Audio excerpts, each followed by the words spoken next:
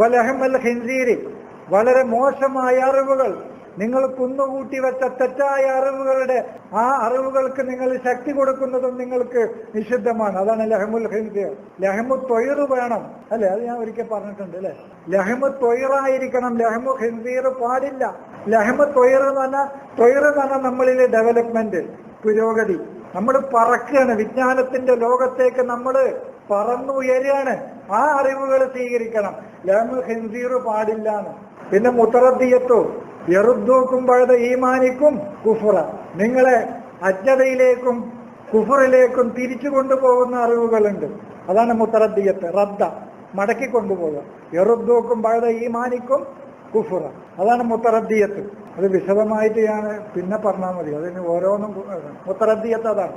മൻ തറദ്ദ എന്ന് പറഞ്ഞിട്ടുണ്ടല്ലോ ഖുർആൻ, പല സ്ഥലത്ത് ഉപയോഗിച്ച വാക്കാണ് തറദ്ദ, യറുദ്ദു, മുത്തറദ്ദിയത്ത്, മടക്കി കൊണ്ടുപോവുക.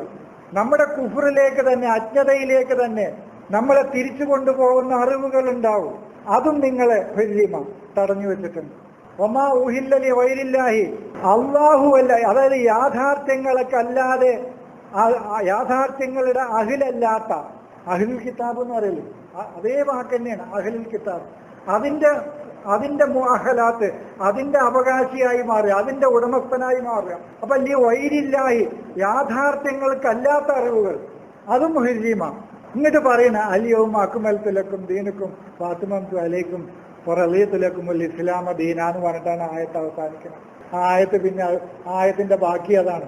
സൂറത്ത് മാഇദയിലെ മൂന്നോ നാലാമത്തെ ആയത്ത് നിങ്ങൾ നോക്കുക.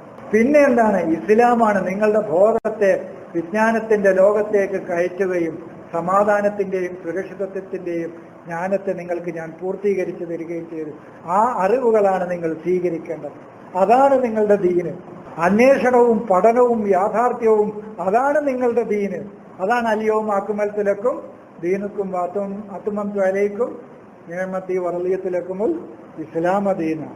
നിങ്ങളുടെ ബോധത്തെ ഈ വിജ്ഞാനത്തിന്റെ അറിവിന്റെ സുല്ലമിലേക്ക്, സമാധാനത്തിന്റെ സുല്ലമിലേക്ക് നിങ്ങൾ കയറ്റി വെക്കണം. അതാണ് നിങ്ങളുടെ ദീന്. അതാണ് ഞാൻ നിങ്ങൾക്ക് തൃപ്തിപ്പെട്ടു തരുന്നത്. അതാണ് നിങ്ങൾക്ക് ഞാൻ പൂർത്തീകരിച്ചു തരുന്നത്. ബാക്കി ഈ അറിവുകളൊന്നും അറിവുകളല്ല. അതിൽ നിന്ന് അതൊക്കെ നിങ്ങൾക്ക് തടഞ്ഞു വെച്ചിട്ടുണ്ട്. അവിടേക്ക് നിങ്ങൾ പോകരുത് എന്നാണ് പറഞ്ഞത്.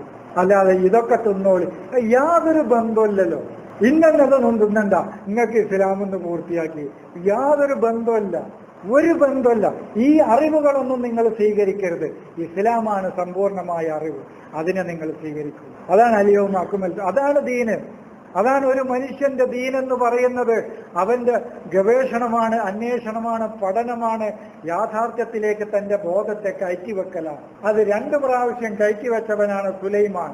അതാണ് സുലൈമാനിയാണ്. തന്റെ കൽബിനെയും തന്റെ അഖലിനെയും ബുദ്ധിയെയും ഹൃദയത്തെയും വിജ്ഞാനത്തിന്റെ ബോധത്തിലേക്ക് കയറ്റിവെച്ചവൻ ആരോ അവനാണ് സുലൈമാൻ.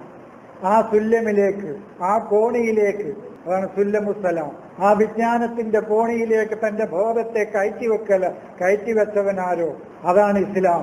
കട്ടൻ ചായ അല്ല, കട്ടൻ ചായ ഒരു സുലൈമാന് പീടി പോയാൽ സുലൈമാന് കിട്ടും, അത് വേറെ. ഞാനൊന്നും ഇപ്പൊ കുറെ പറഞ്ഞില്ലേ, നിർത്താം, പറയാൻ ബാക്കി.